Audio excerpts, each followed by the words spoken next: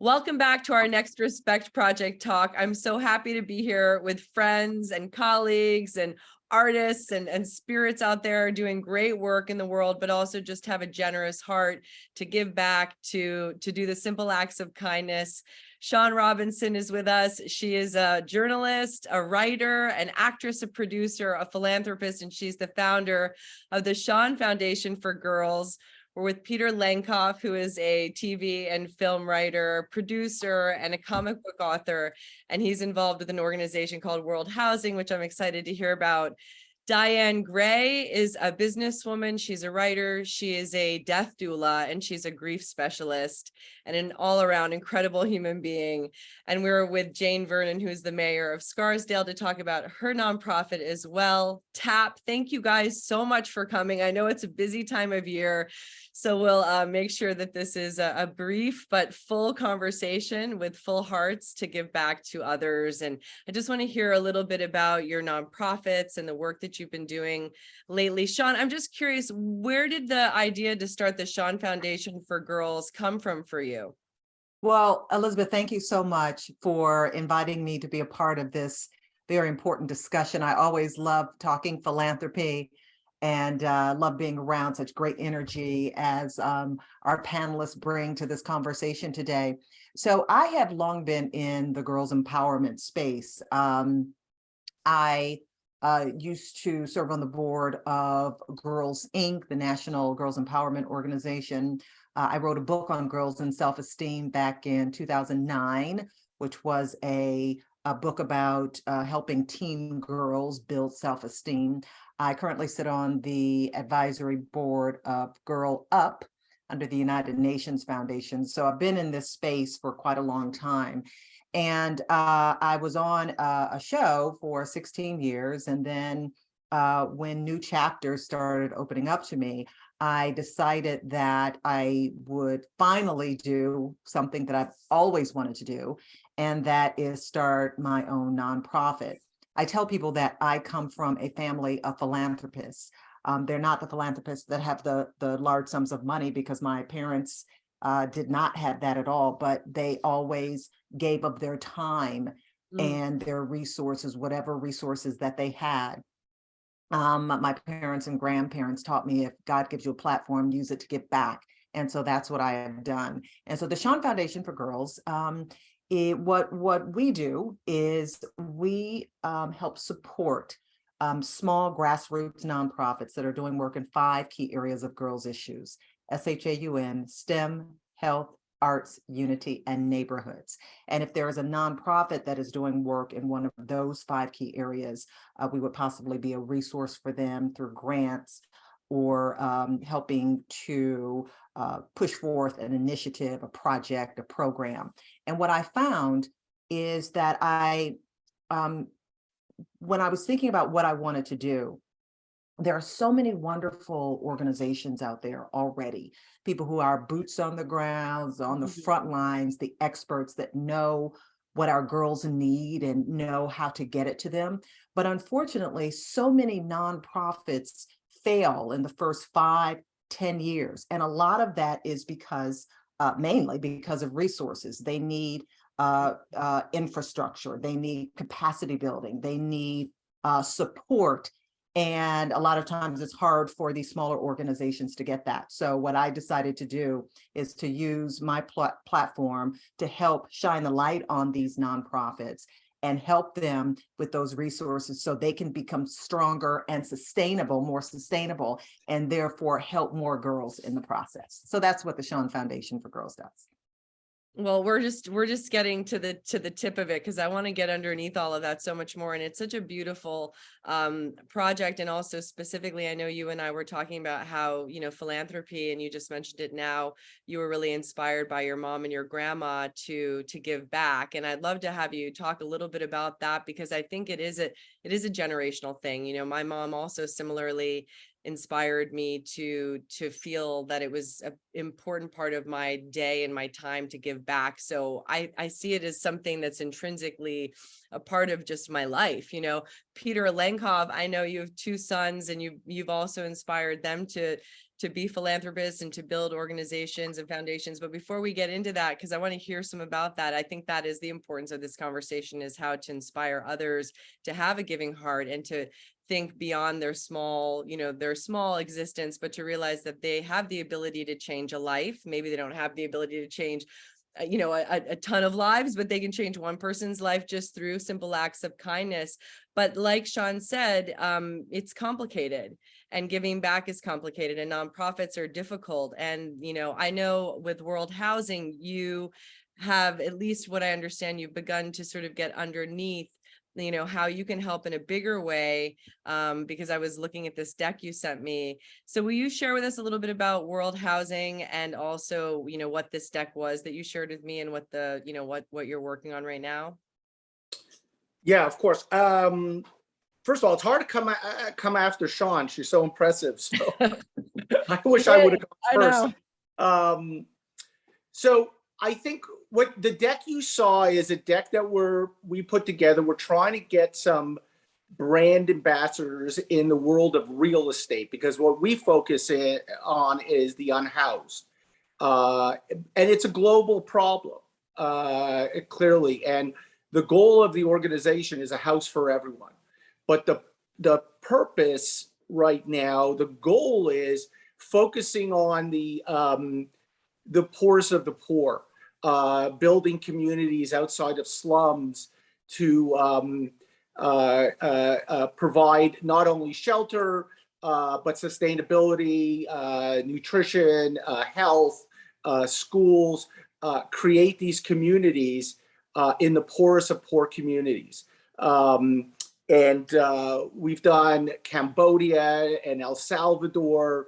We're building a community right now in Brazil. I don't know if you've seen the movie City of God. That is that community that we're building in, and it's really focusing right now on providing homes to the world's poorest. That is the goal.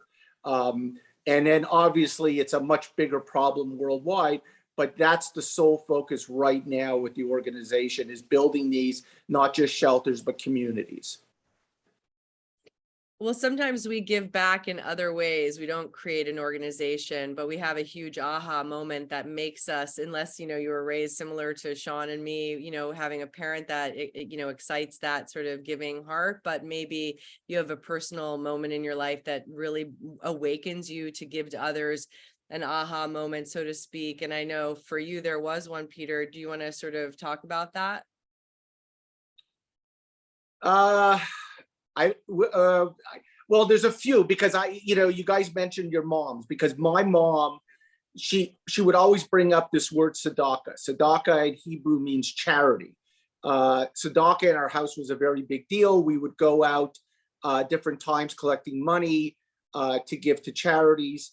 My mother was a big presence in the B'nai B'rith organization in Montreal, which is an organization that gets involved in Meals on Wheels and all these different sort of charities that they volunteer for. So I grew up in a house, and we could have used some of that charity too, because we grew up in a house where we didn't have a lot of resources. But I still remember my mom, every free moment that she wasn't, taking care of us, was volunteering in some way or another.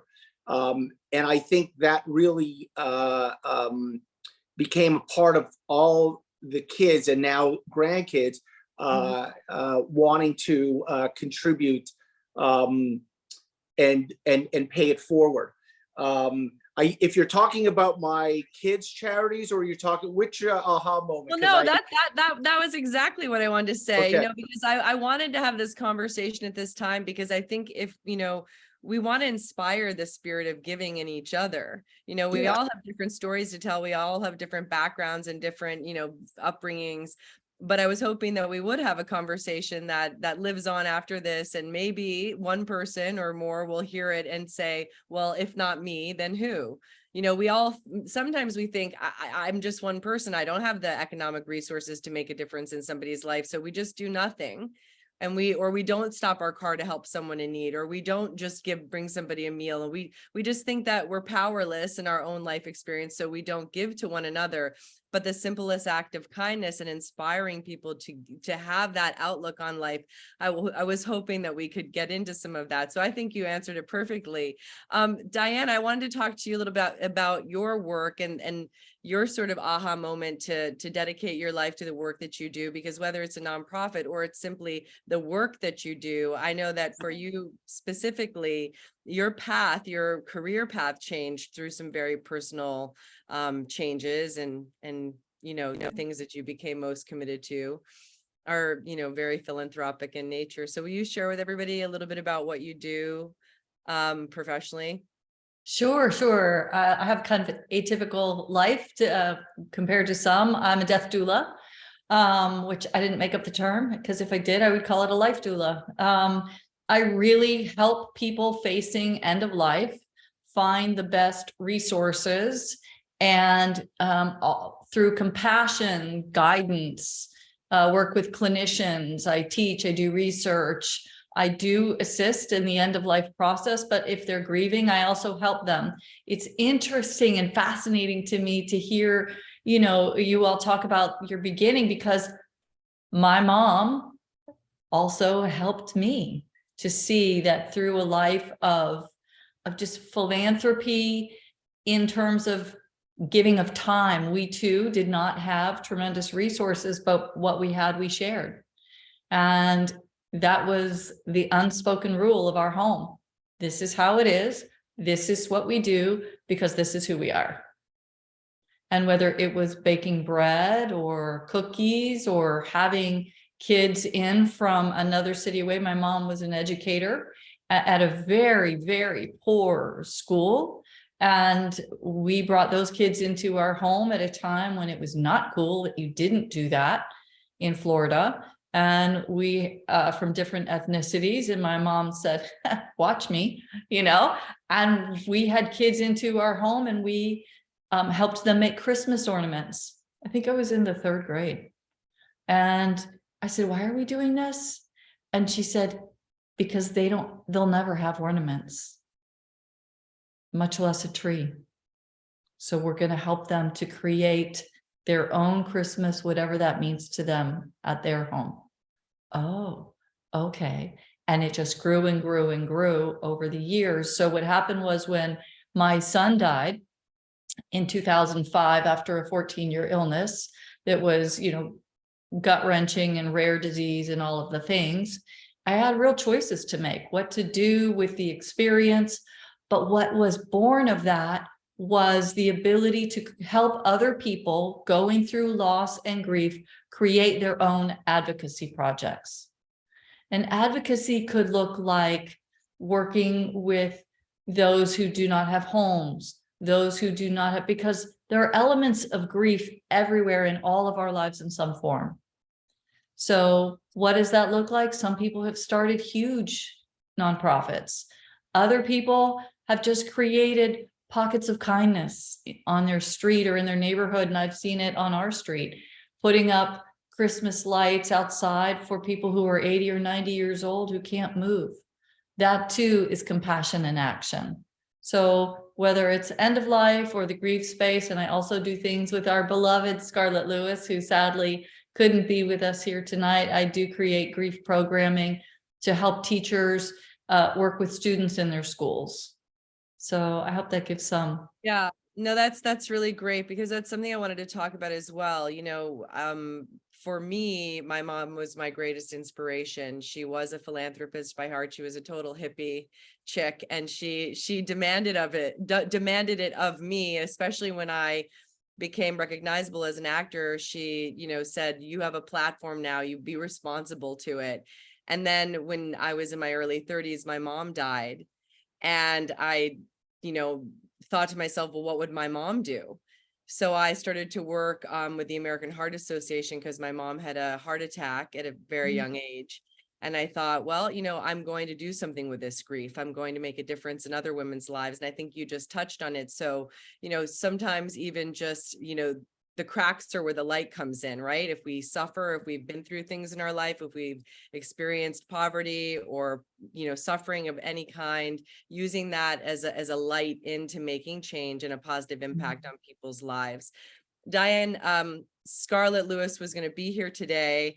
Maybe you want to share a little bit about who Scarlett is and, her background, just so you can sort of thread that with what you were saying. Sure. So Scarlett Lewis is the mother of, and I say is because she always will be, is the mother of Jesse Lewis, who was killed at the Sandy Hook Elementary School shooting. And the shooter came into the room, and basically Jesse at 6 years old said, "Run." And I forget how many kids ran out of the room, and Jesse was killed. And Scarlett, when she went home that day, saw a chalkboard. It said "Nurturing, Healing, Love" on the chalkboard. She subsequently wrote a book called Nurturing, Healing, Love, kind of the formula for social emotional learning in schools. It's been adopted worldwide, every state. Teachers are teaching Scarlett Lewis's Nurturing, Healing, Love it's basically compassion in action, but it's also using a formula of forgiveness and courage and numerous things. So Scarlett came to me and asked me to write the grief education programming as part of her overall project that goes into schools, because we teach kids reading, mathematics, all of the things, right? But many kids are not learning foundational things like the importance of courage and choosing love, because Scarlett believes that even Adam Lanza deserves forgiveness. He was born, the shooter, when he was born, he did not come out of the womb with a soul that said, I'm going to do this years later. So what is that? I'm sorry, my dog is dreaming in the background, my golden retriever.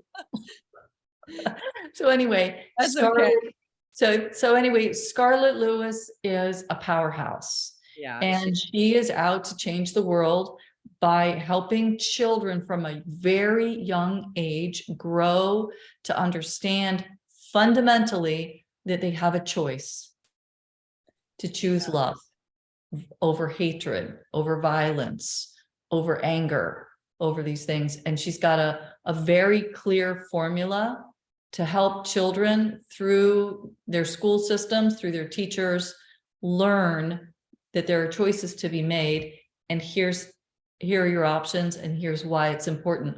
And she has a very structured data program too that shows why social emotional learning works and what the formula is in terms of outcomes and measures. And that's important, right? Because we can't just go around and say, "Hi kids, do this." So that's the overarching. That's the Choose Love movement. Anyway, you guys should check it out. I last but certainly not least, Jane Vernon, you're a legend. You're a force. Can you talk to us a little bit about your nonprofit? I'm dying to talk to everybody here about small businesses and the work that you're doing in Scarsdale as the mayor. So sorry for leaving you to the last, because you're doing great work. I loved hearing everybody's stories, and I feel like we could each spend so much time together and figure out how we could even work together, because we do so much kind of that intersects. So yes, I'm the mayor of Scarsdale, but I also started a nonprofit 10 years ago, and with a mission to uplift and empower small business owners, particularly those women and people of color who have kind of been left out of the system. And the idea is to forge a much more equitable economy, to close race, gender, and income inequality gaps. And it's like you talk so much about making that difference one person at a time. And while we've figured out how to do that now at scale, it really is that human connection, that person to person. Like that's what motivates you. I started this because I understood local government. I was on the planning board. I wasn't mayor then, but I was very involved in civic work and understood how vitally important it was to help our local business owners, because local business is really like, that's the pathway. It's like an American dream. It's the way for economic independence.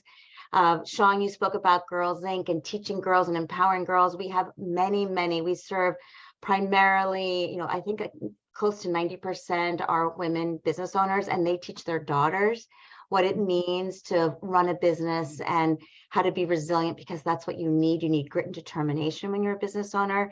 So you model that. So what we do is we provide that kind of business competency to small business owners. My background is in MBA. I worked at big companies, management consulting, marketing strategy, and felt so lucky to have had, that access, which is so many business owners don't get, and wanted to take the knowledge I had and to be able to share that with small business owners. And so I would go store to store to store, talking to business owners, particularly at the time I started this, it was the internet was the threat. Like, why would people go to, why would people shop and have a brown box on their doorstep and like not come into my store? Because they, the business owners couldn't fathom that would be a real change, but it was a seismic shift in the landscape. And then COVID hit, and we were really good at delivering service. And then it was about making sure that businesses stayed alive. So it was about conserving cash and negotiating with landlords. And what I did at the time was to take that risk to double down on the growth of our organization. And I hired people, and we just grew and grew and grew. And so now we cover, we're in the tri-state of New York started, but now we're national, and we have a home also in California. And it feels so incredibly good to kind of be that force multiplier to help small business owners. Yeah, I think it's about starting small and starting at home and building community. And to take that back to Shaun, because I love that you sort of connected that. Shaun, I want to hear a little bit more about your background with your parents and your grandparents and how they influenced you, because I know you really feel that way about your philanthropy and giving back. Yeah, and my mother is watching now. So hi, Mom. I Hi, just so I just remember, and my grandparents, God rest their souls, were so much a part of this journey to becoming a philanthropist. They always told me, as I said, if God gives you a platform, use it to help others. And I really took that to heart. My mother, and once again, I didn't come from a family with great means at all, but my mom, my dad, my grandmothers, they always were ones that didn't have a lot, but when it came to giving, they had plenty. So I learned that along the way. And what I feel that, especially the way the world is today, we need more of us on the team to give back to other people, because there are a lot of people out there suffering. There are a lot of people who just want someone to know that someone cares about them. Mm-hmm. So I think that, it's sometimes it's kind of weird to have a conversation when somebody says, "Why are you a philanthropist?" I want to say, why aren't you a philanthropist? Because to me, it's just a natural state of being, really. I think we're doing what we're supposed to be doing. And so our message is always trying to recruit people and trying to say and help people understand that being a philanthropist doesn't mean you have a lot of money at all. It just means you have a big heart and that you want to help others. So it's just kind of, it's kind of natural for me. It's just kind of air, it's just the regular state of being. So that's how I look at it. Yeah, and I think that's really, that's the whole reason to have this conversation. I know sort of stopping you guys in the middle of your family time and holidays and all that, but it's, if not you, then who? Not everybody has the resources, but you have the ability to change a life, inspiring that in others. If you weren't lucky enough to come from a family or a background where it was inspired in you, but you found that passion in your life, that purpose to give back to others, let's talk about it, because I want to inspire people after this to continue talking about it. How can we support your organizations? Of course, that's part of this conversation, but how can we inspire people to think, if not you, then who? And you don't have to have all the resources in the world. You just have to have the spirit of giving and inspiring that in others, and taking the time to see and recognize each other and value each other and be responsible to each other. Peter, I know. And Elisabeth, can I just jump in? Please. I know I just had a turn, but can I just say one thing before I forget this point? Yeah. There is a woman. I would go to my the place where I pick up the mail for my foundation, and I probably like a year and a half ago, I started getting these checks in the mail for the Shaun Foundation for Girls for $20. And every single month, I would get a check for $20. And I didn't know who the person was. And it was a Mrs. Jones. And I would look at the check and I was like, oh, okay. And then the next month I'd get a check for $20. The next month I'd get a check for $20. The next month. And I was like, oh my gosh, it just touched me so much because $20 isn't a big check, but whoever was sending this to me, it was big to them, and they made the commitment to help girls through my organization. And you know what? One day I just sat down and I wrote a letter because the woman's address was on the check, obviously. And so I just wrote her a note. I wrote her a letter, and I said to her, I just want to say thank you. Thank you so much. This is so important to me. And so I love the fact that I can go, that you thought my organization and the mission that we were doing was important enough to take your valuable resources and send me a check every single month. And I said, I am just so very, very thankful for you. So once again, it's not a lot of people may look at it as not a big thing, but it's a big thing to me. And it's a big thing to this woman who is sending it. Absolutely. I don't oftentimes talk about myself in these talks, but I've got a couple of friends here in this conversation. So I don't know if I've ever shared this with you guys, but when I was a teenager, my mom didn't have a lot of money, and my mom's house had a fire, and the American Red Cross helped her rebuild her roof. And so when I was on Law and Order, I was asked to participate in a campaign called Give 100 that the Red Cross had. It was give 100 pennies, give $100, give $100 million, give 100 hours, whatever you had. And my mom said, you have to pay back my debt. Okay, girl. So you go and work with the American Red Cross. So I've worked with them for decades, but back to what you were saying, Shaun, is I really love this spirit of, we're just reminding ourselves, like, I may only have 100 pennies this year, but I'm going to give them to help somebody else. And it's not too small. And there is no act that's too small, and reminding one another to just know that we have the power to change a life. And I think that's just really beautiful, especially when you do have the resources and you have the platform to have, a conversation or a nonprofit make a huge impact. So thank you for that. Peter, I just want to talk a little bit about, your kids and, inspiring them, teaching your children about humanity and giving back. I mean, what's some advice that you give to them, and, outlook or inspiration, or is it just teaching them by doing? Because I was saying that to my kids. And sorry to jump in, but I think that's what it is. It's the same way I saw my mom. My mom was at her best, and I think her happiest when she was doing her B'nai B'rith charity work. She felt fulfilled. She was making a difference. She was out there in the community, and she saw the direct, results of everything she was doing. And I think that I really don't try to push my kids in any direction. I allow them to sort of find their path. But I think their grandmother, my mother's heart, is their legacy, is that they've found a way to give back. They've found a way to contribute in such significant ways at such young ages. You were talking about Sam when he was 12. He started it. It's funny how he started a charity called Wyatt's Garage. And it really started like a fluke because he was doing a book drive at school. And I brought the book drive paperwork to my office, and I had 900 people working for me. So everybody signed up to get magazines. So he won, and the winner, whoever sold the most subscriptions, gets a iPad.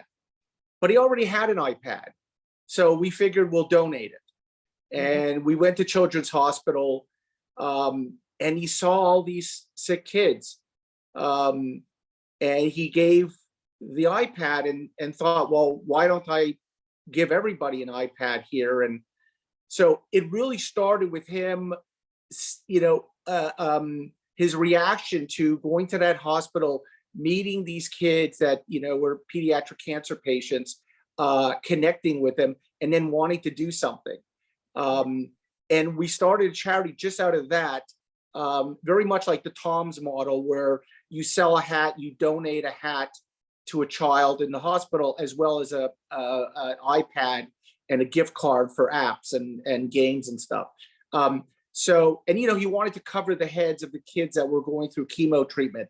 So that's where the hat idea came from. So, he's 17 now. The charity's been running for 5 years now.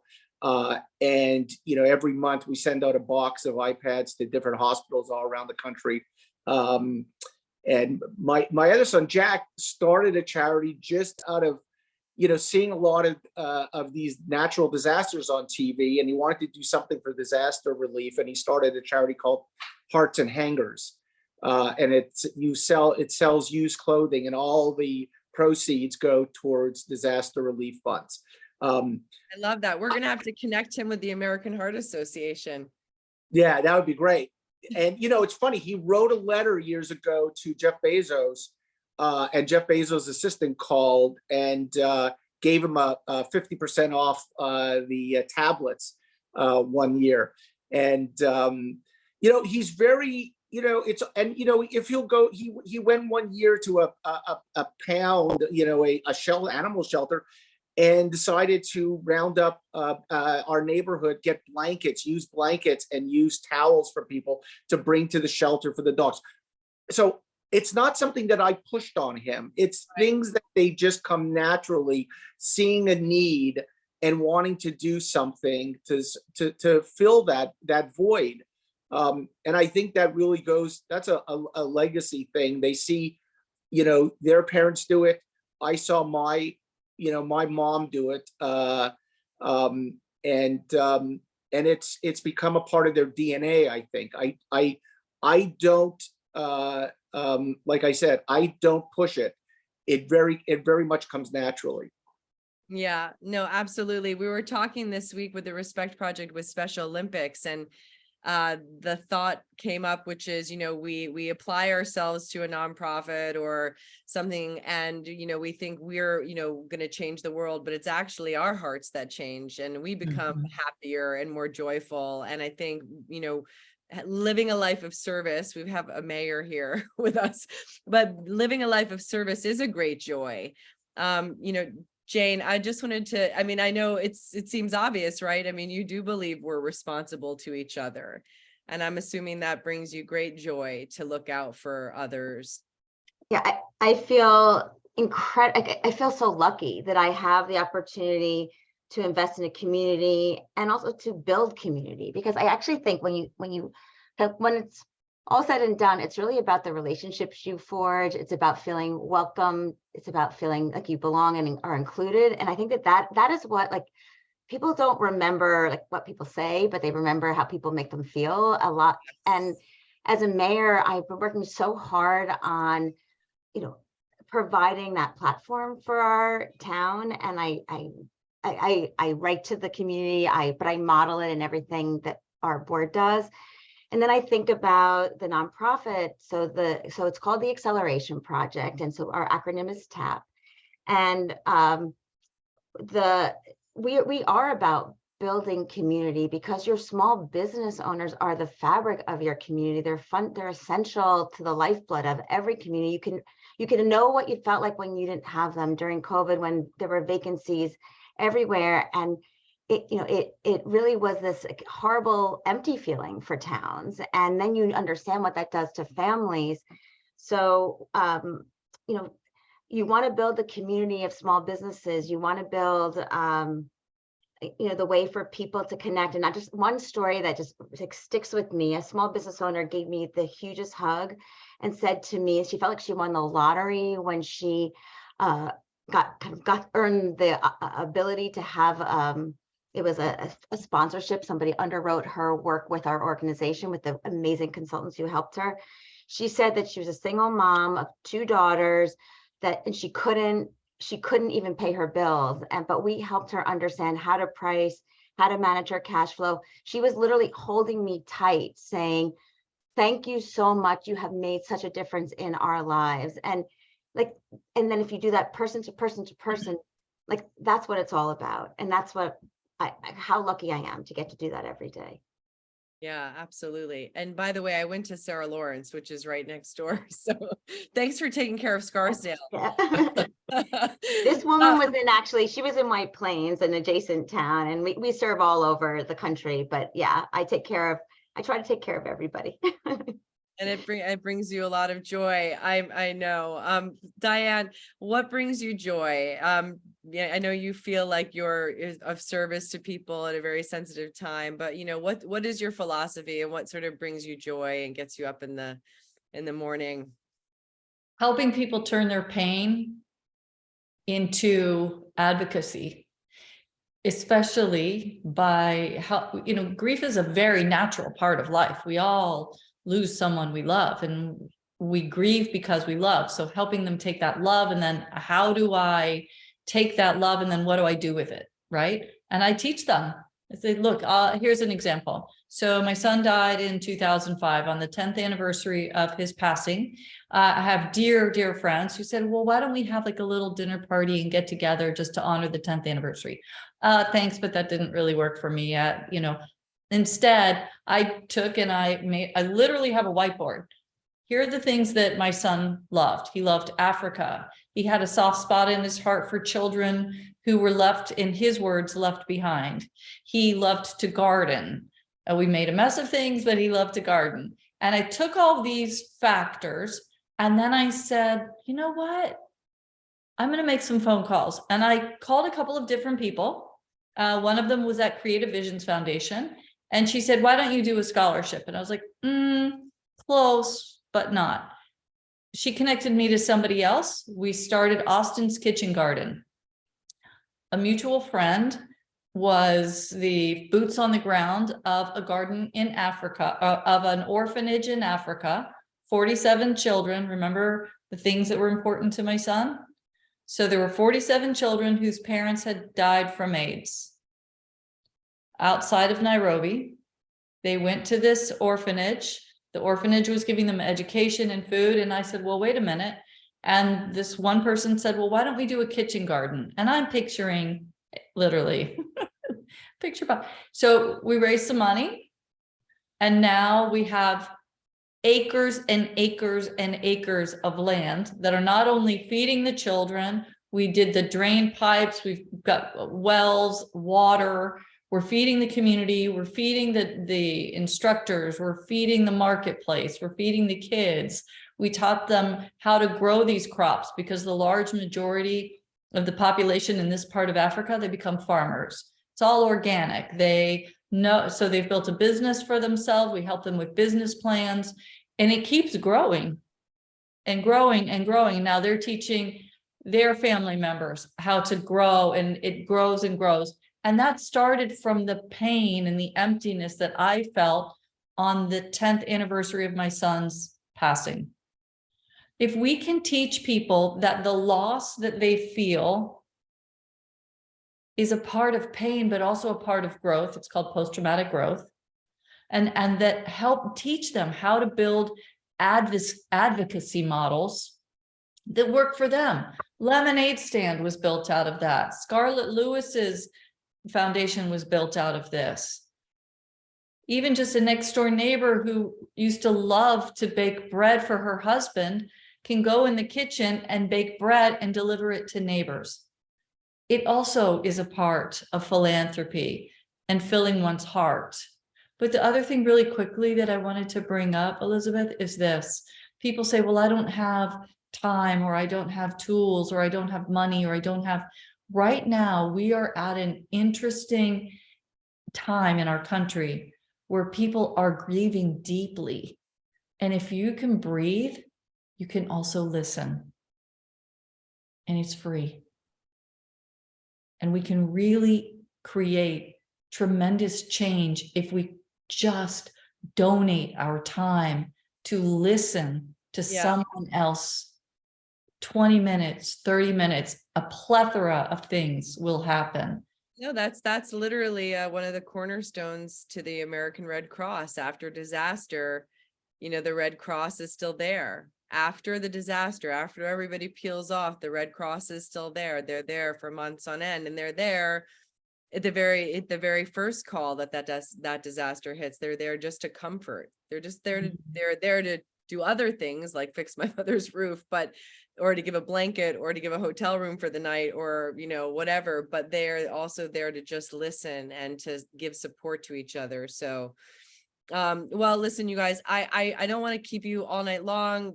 You know, Jane, you're in New York. I did want to start. I just want to know specifically, you know, Shaun, what can people do to support the Shaun Foundation for Girls? There's so much more I want to know about this nonprofit. I do want to talk just a little bit, if you don't mind touching on it, about, you know, why you decided to partner with nonprofits instead of working with the girls directly. I know that was very purposeful for you. And then I'd love to have you talk about that, and then maybe just share with us how we can support your goals for 2023. Yes, a lot of times people ask me, you know, I want to work with your girls. And as I mentioned earlier in the conversation, you know, after I was just very, because I'm a journalist, I do a lot of research, and I looked at the statistics around nonprofits, especially as they relate to girls of color, the nonprofits that particularly serve girls of color. And a lot of them are headed by, you know, women in the communities that they serve. Okay. And a lot of the women don't have a lot of resources. And so they depend on, you know, the art fair, they depend on the lemonade, selling of the lemonade, they do, you know, and they don't have the resources that a lot of the larger organizations have. Now, and it affected, and what I found is that it affected, once again, the underserved and underrepresented girls, predominantly girls of color, at a higher rate. Mm-hmm. So I thought, you know, what I could do is to use my platform to help the nonprofits that are already there. Once again, the boots on the ground, the people that have done the research, the people that are on the front lines, the people that are already there. How can I help them to become stronger and therefore help more girls? So I feel that the work that the Shaun Foundation for Girls has done is really, as I just research, we found some phenomenal organizations, phenomenal nonprofits around the country that are doing incredible work. There is that passion. It's just that they need help. And there has been a shift in the conversation about unrestricted funds to nonprofits, because of Mackenzie Scott. She has given these huge donations of unrestricted funds. And this is, and for people who don't realize how important that is, because a lot of people say, well, I want this money. If I write a check to you, I want it to go to this cause. And I was like that when I first started my foundation. You know, when I gave money to nonprofits, I said, okay, I want it to go to a particular program. I wanted to go to a particular project. I was the one putting myself in the authority position for these nonprofits that knew more than I did. And then once I learned more, once I was educated myself even more, and as I went along this journey, I realized what I need to do is let these people do what they know they need to do with the funds to help these girls. And I shifted towards more at what we call trust-based philanthropy, We've already vetted the organizations. We know they are in good standing with the IRS. We know we've seen their budget, we've seen their 990. Now let them do what they need to do with the funds. And if they need to pay the light bill, if they need to pay staff, if they need to, get a vehicle so they can transport supplies, let them do that. That's right. And so I felt that it freed me up, and it took me out of the, a lot of times as donors, as funders, because we're a hybrid. Shaun Foundation for Girls is a hybrid. We raise money to give money away. But what, we have to do when we are giving funds, when we are helping organizations, we have to, after we do our research, we have to take ourselves out of the position of thinking that we know more than the people who are the boots on the ground, who have been doing it for years, who have been doing this work that has changed lives for so many years. So once we shifted to this trust-based philanthropy and giving unrestricted funds, I'm telling you, we have the results that we have seen from the nonprofits that we support, have been absolutely tremendous, because you know what? Thank you for letting us do what we know we need to do with this money. So how Shaun, you can help us, couldn't you go to the Shaun Foundation for Girls.org. There's a little tab there that says donate, Shaun Foundation for Girls.org, and click the donate tab, and we take all kinds of money. Okay, well, go ahead. I can't, I'm gonna go over to you, Jane, in a second, but Shaun, I can't wait to educate myself more on the foundation and support you for 2023. And just thank you so much for sort of unpacking all of that in such detail. And I know, Jane, you have a lot of thought on this substantially. So yes, over to you. I just say, Shaun, that what you stated is so incredibly, so true, that we spend 10 years boots on the ground, and our major constraint is capacity building. It's being able to hire the human capital that we need to get our services in the hands of people throughout all these underserved communities across the country. And it is, we have the knowledge. And so now I need the funding. And so that it is what you're stating, and I serve on a nonprofit board across in the whole county, and that is the, the ability to fund good management so that we can actually do something efficiently, capture data, be able to report data, and then to move the needle on impact. What you do is like transformative. And I was like you, I used to feel like, oh, well, what percentage goes directly to programming versus, what is considered overhead. But if overhead is done right, overhead is the best way to get services in people's hands. And so thank you for, focusing on that. The other problem constantly, because we're women, founded Women Run. Typically people in the nonprofit sector are so underpaid. And so there's always this pressure. And I feel like for my staff, I want so much to raise salaries, because you want to be able to provide a living wage for people, and you want to be able to attract people who are mission focused, but you can pay for their health care. So what you do matters so enormously. So thank you. I really appreciate it. Thank you. So Jane, can you tell us a little bit on how we can support you and your goals? Sure. Sure. So first off, actually support any small businesses in your town. This is such a busy time for small business owners. They earn so much of their revenue during this holiday season. If you go into a store, sometimes you're paying, like that one purchase covers their utility bill. So please don't forget your small business owners. Everyone focused so heavily on it right after COVID, but now don't forget. So that's number one. Please do that in all of your communities. And then for us, we turn down so many small business owners because we just don't have the funds to support everybody. So if anybody, feels that philanthropic urge, please go to our website, theaccelerationproject.org, and then you'll underwrite us to be able to deliver that very customized, high caliber service to small business owners. And so it's theaccelerationproject.org, and we so appreciate that. Thank you. Yeah, thank you guys. Peter, how can we support you with World Housing? Where can people go to make donations and support you guys for 2023? Worldhousing.org. That's where everything is. We have a program right now, which is we know that everybody's asked a lot this time of year, and it's the, month of giving. So we created a program which is $1 a day, $31. And that $31, believe it or not, makes a huge difference. It's going on right now. Easy when you get to the site to click on that. If you wanted to donate more, about $2,000 really changes someone's life. It could house somebody for about 10 years in some of these communities. So, but right now we have this 31 program, and it's been pretty good for us. I want to go with you and build some of that housing. You were on the Well, road. we're going to Brazil. We're going to the one in Brazil in a few months, I think in March. So. All right, I'm coming. I know. All right, bring your hammer. I'm going to.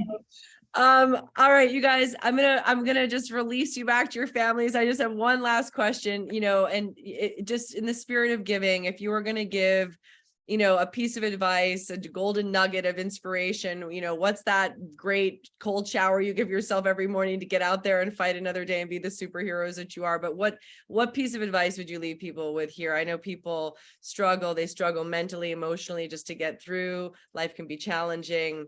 You guys are inspired people who are changing the world, but what piece of advice would you leave people with here? Dianne, go. Great. Thank you. Just do it. Don't overthink it. Start anywhere with anything. It's totally doable. Just dive in. Help one person. Go feed, whomever, but start somewhere. Don't just keep waiting for tomorrow. Shaun. Mine would be, my heart has been a little heavy this week with the passing of Twitch. Mm-hmm. And I know that he came from, had a very loving family. And I want people to understand that there are a lot of folks out there hurting. And if you could just give a little of your time, even if it's not money, just give a little bit of your time and try to connect with people on a more intentional basis, not just how you doing, and then not even waiting for the answer, but really asking, how are you doing? And for others who are struggling, I would say, just keep holding on, because there are people who love you and there are people who want to help. And the more folks we get on the team to help other people, I think the better this world will be. Thank you. I appreciate that. That was definitely exactly why I wanted to have this conversation, just to take a little bit of time, just to take a deep breath and spend some time with each other and get some messaging out there that has that beautiful spirit of giving. So thank you for saying that. Peter, you have any special sort of thoughts, wisdoms you want to leave us with? It's interesting you bring up Twitch, because it's sort of made what I do, every year, which is I try to reach out to people I haven't spoken to in a long time. And that starts around Thanksgiving, because we always have a second Thanksgiving at our house. We invite people that don't have families to come and have dinner at our house. We call T2.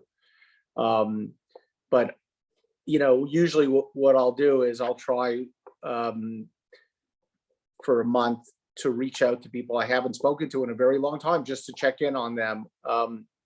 Because I really a big believer in not writing a check and doing things in person, not just writing a check and doing things in person. So reaching out to people, not just writing an email, but hearing their voice on the phone, just checking in with them.